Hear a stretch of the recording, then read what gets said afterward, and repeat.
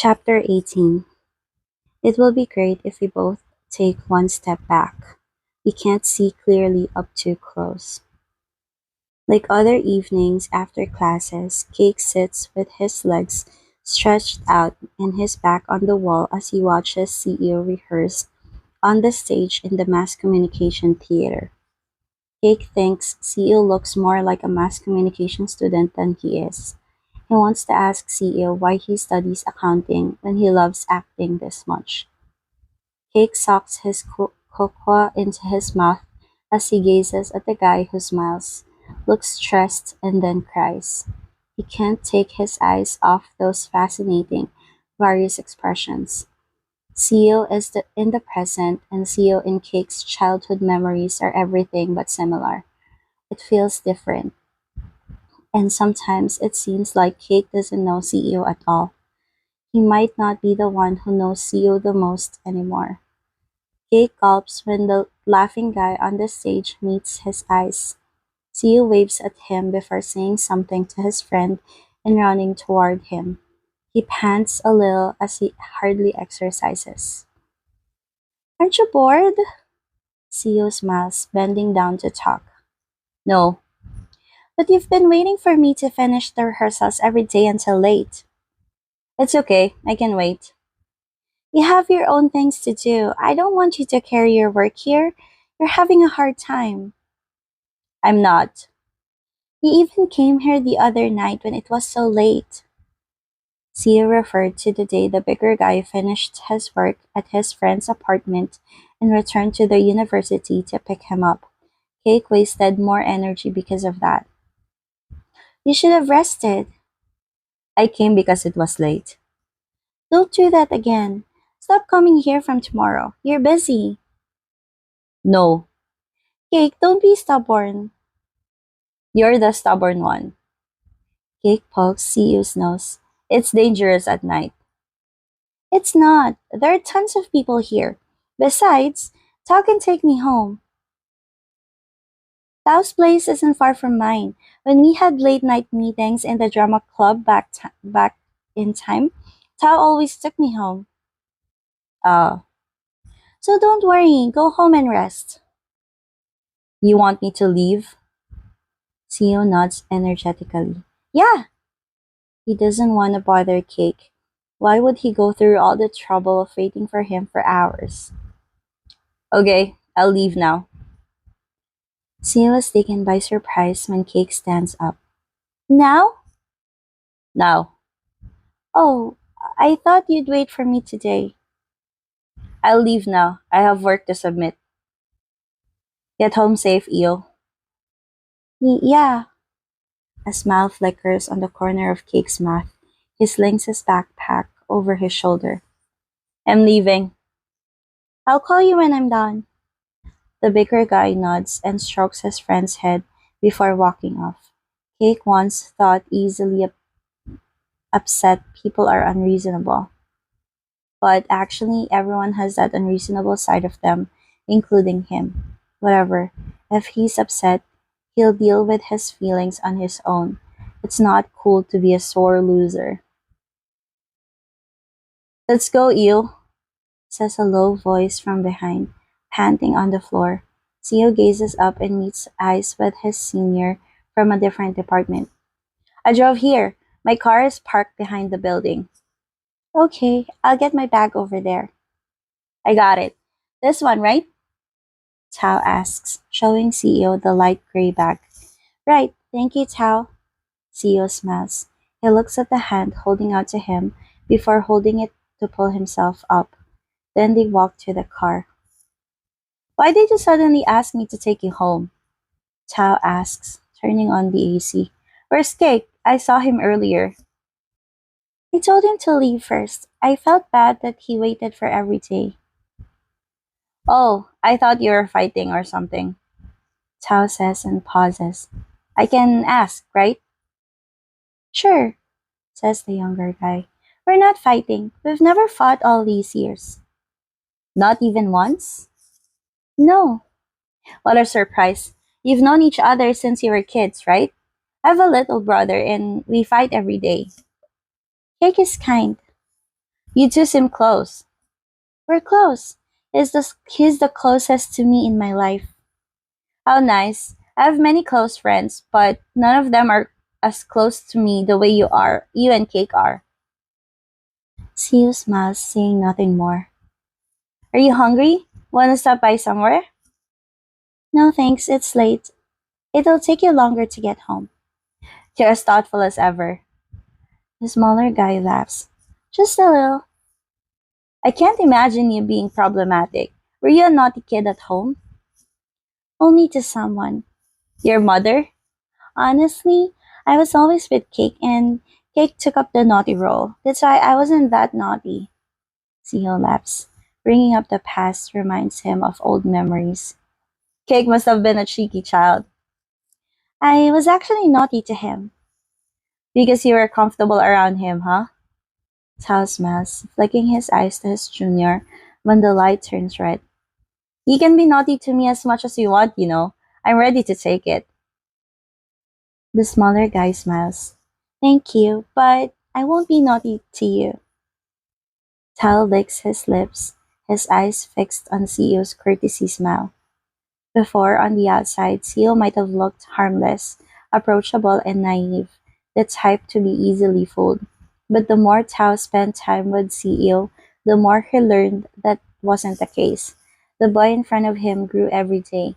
No more the timid kid who kept his eyes downcast on the first day of joining the drama club. Those clear eyes stare back at him with no hint of shyness. His words are firm, not giving any false ideas. Seo is no longer the little pink bunny that was scared of other people back in high school. You never showed up again after that? Kung asks after listening to the whole story from the person melting into the table in the cafeteria like water. Kung comes to see him once in a while and he's like this. Yeah, gone. Theo draws his voice. He's tired. You shoot him. I didn't. I was worried. Same thing. The bear guy with the tiny heart must have been devastated. They joined at the hip since he had returned to Thailand. I told him that the rehearsal took long and it'd be late. He'd be tired. Did he ever complain? No. Then he wasn't tired. I was worried still. He was worried about you too. The tall guy sighs. There's so much to worry about. With that thought, Kong glances around. Even if Kong is here, some boys are staring at CEO. Kong feels like kicking their butts. It's so annoying. Besides, I didn't want Cake to be there. Why?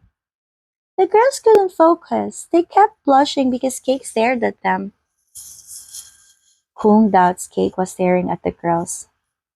And Ern kept talking about how handsome Cake was. I didn't want to hear it often. Everyone from every department compliments him.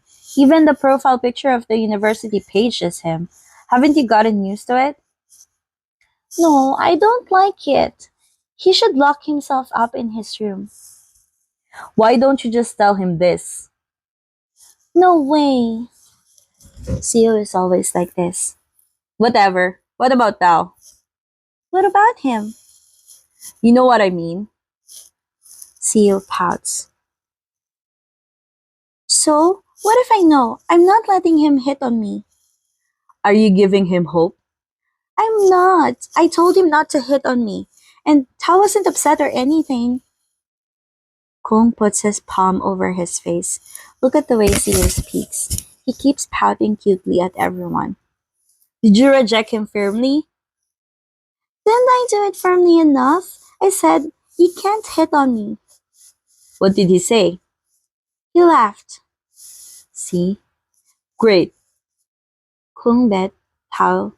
Kung bets Tao didn't listen. Kung. What? Kung replies curtly, pulling a face at the group of boys behind. He hates the feeling of being watched.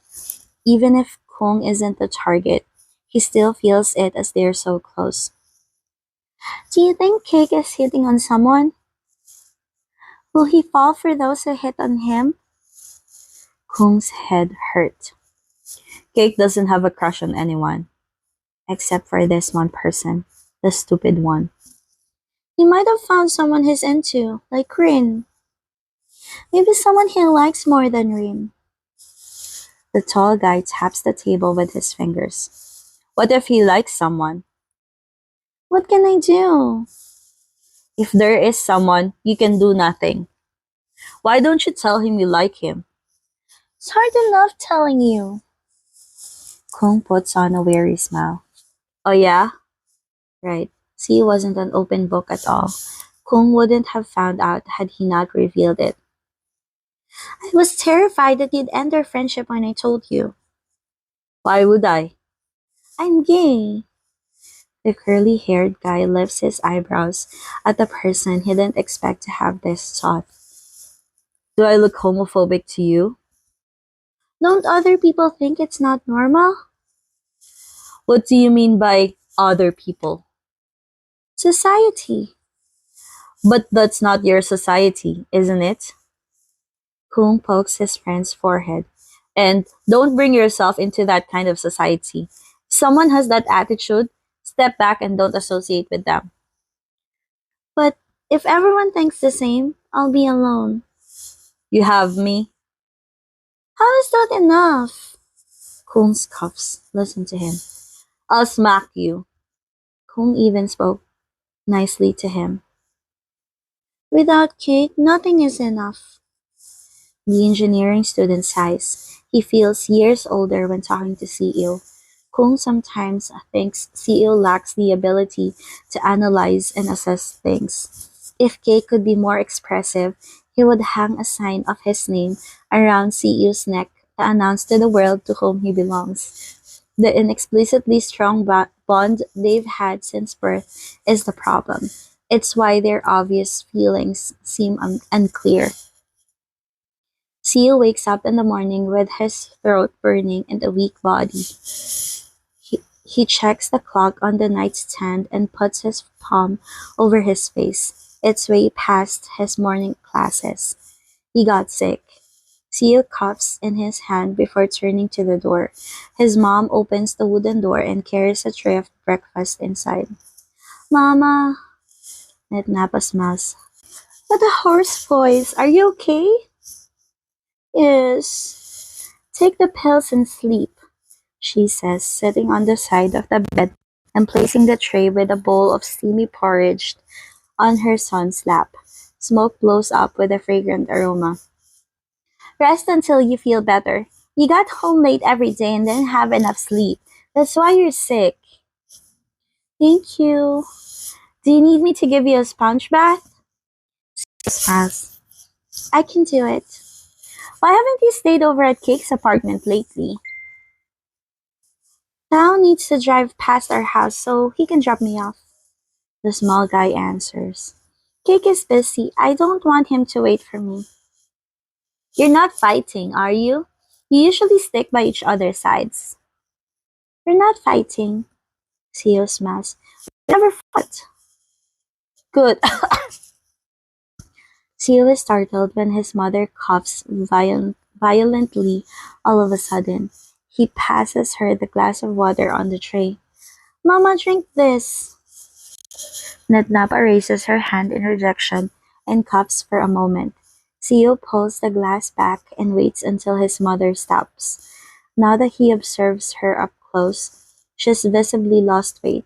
The softness on her cheeks, arms, and belly that Theo loved to kiss and hug is all gone.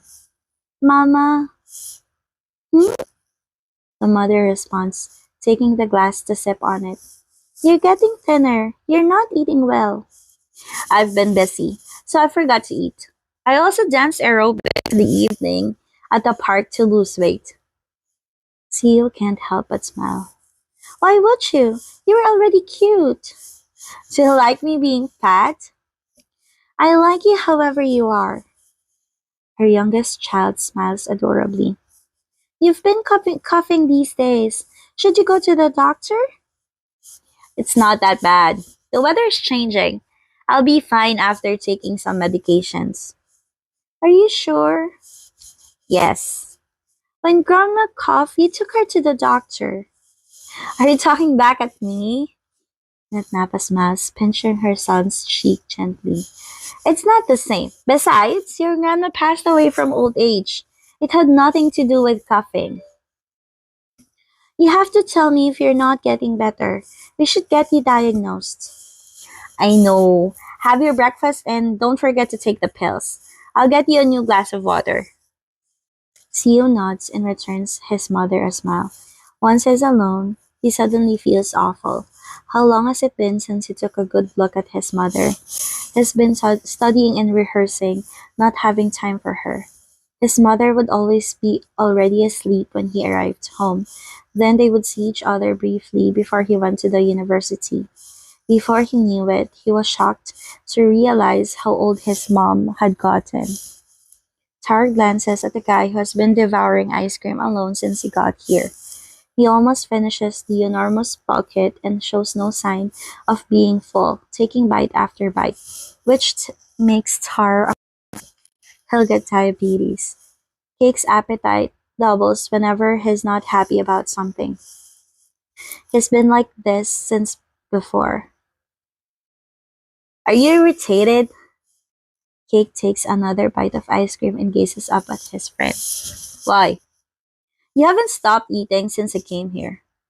Are you upset with CEO? You haven't mentioned him in a while. Cake even has time to hang out with Tar when it never happened. Every time Tar texted Cake, he was always with CEO. I'll take your silence as a yes. Yeah, I'm upset.